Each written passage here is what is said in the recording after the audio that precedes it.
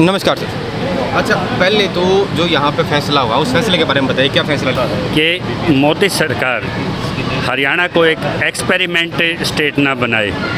जो ये खड़ाऊ राज इन्होंने चला दिया, जब 7 कांग्रेस की सरकार जहाँ पे हैं वो मंडियों में एपीएमसी में अमेंडमेंट करके अपने अपने राज्य को इन 3 कानूनों के दुष्प्रभाव से बचा रही है, तो सवाल ये उठता था कि यूपी और हरियाणा से भी किसानों को एक दबाव की राजनीति बनानी होगी। यही कारण है कि जगह जगह सांसदों के घेराव हो रहे हैं और भाजपा के कुछ विधायक भी किसानों के पक्ष में आए हैं। वीरेंद्र सिंह भी उन्होंने गुंजाइश रखी कि इसमें संशोधन हो। आज के दिन क्या फैसला लिया यहाँ? आज यही फैसला लिया कि कुंडू साहब को एक जिम्मेदारी दी गई है कि जिस तरह के बड़ौदा में किसान पार्टी के जितनी राजनीतिक पार्टियों से उनसे उठ चुके हैं, वहाँ जो भी राजनीतिक पार्टी है, कांग्रेस है, आईएनएलडी है, वो अपनी पार्टियों के कैंडिडेटों को छोड़ के डम्मी जो इंडिपेंडेंट जो हाई प्रोफाइल वहाँ पे हैं उनमें वो अपना वोट के लिए प्रेरित करेंगे।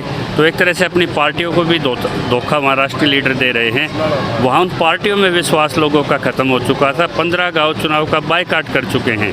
तो ये जिम्मेदारी लगाई है यहाँ 17 संगठनों ने भाई बलराज कुंडू की कि आप उन गाँव को मनाइए। लोकतंत्र में वोट सबसे बड़ी ताकत है और इनको एक सीधी चोट दीजिए ताकि बड़ौदा से किसान विधानसभा में आपके साथ कंधे से कंधा मिला के किसान की आवाज़ खड़ी कर सके।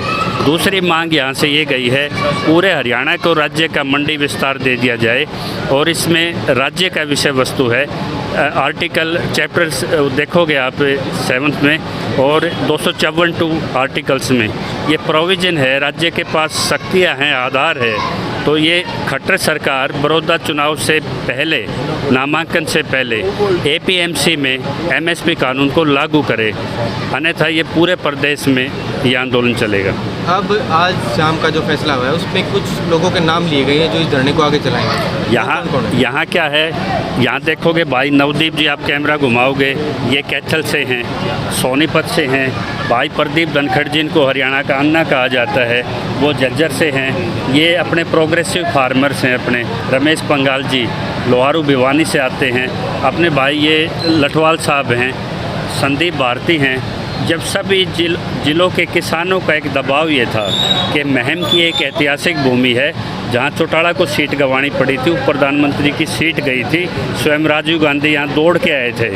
तो आज किसान आंदोलन के लिए इससे बड़ी पृष्ठभूमि नहीं हो सकती। यहाँ कर्मी काउंसिल चलेगा, 5-5 किसान 24 घंटे में यहाँ बदलते रहेंगे और जितने भी हरियाणा के आंदोलन हैं सबको एक सूत्र में पिरो के एक लंबी लड़ाई ली जाएगी। और आपके चैनल के माध्यम से बड़ौदा वासियों को, किसानों को एक आह्वान है, जब दर्द हद से गुजर जाए, आपके बड़ौदा में कथुरा में महापंचायत हुई, किसान न्याय यात्रा निकली।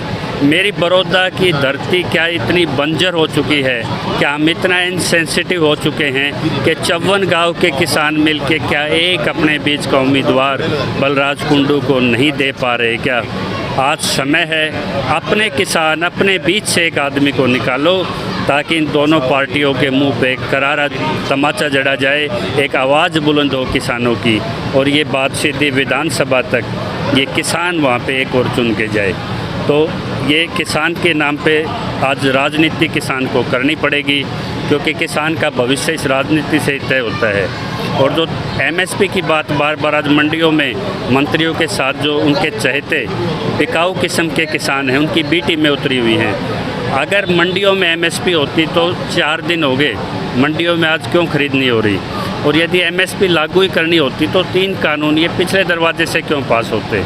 तो इनका एंटीडोट, इनका रामबाण सीधा चौथा ऑर्डिनेंस है। और जब तक ऑर्डिनेंस ना आए, या तो खट्टर साहब ये एपीएमसी एक्ट में यहाँ पंजाब की तर्ज पर संशोधन करे या इस सत्ता को छोड़े। और उप मुख्यमंत्री की टांग पकड़ के उसके क्षेत्र के किसानों ने सीट से खींचने का फैसला लिया है, जो सिरसा में 6 तारीख को पंचायत रखी गई है। तो उसमें आप लोग साथ देंगे?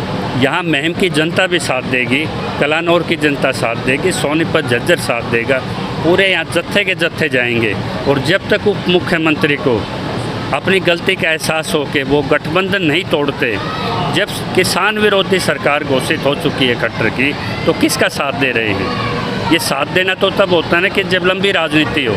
आज तो राजनीति उनकी ख़त्म हो रही है और माननीय हाई कोर्ट में प्रदीप रापड़िया नाम के वकील ने एडवोकेट जनरल से परमिशन मांगी है ताकि खट्टर को न्यायालय में बुलाया जाए और लाठी चार्ज पे जो उनके वक्त हैं उन पे वे कंटेम्प्ट ऑफ कोर्ट के दोषी हैं, वो कार्रवाई भी यहाँ से हुई है। धन्यवाद।